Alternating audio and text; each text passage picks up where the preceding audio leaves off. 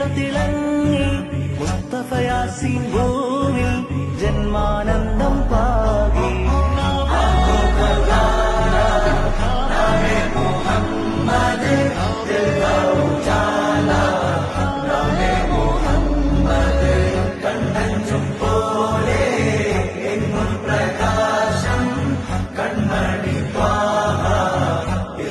വിശേഷം മഴവില്ലണിഞ്ഞു മക്ക പ്രദേശം മുത്തായ നൂറിൻ ഭൗമ പ്രവേശം. അല്ലാഹു അക്ബർ റബ്ബുൽ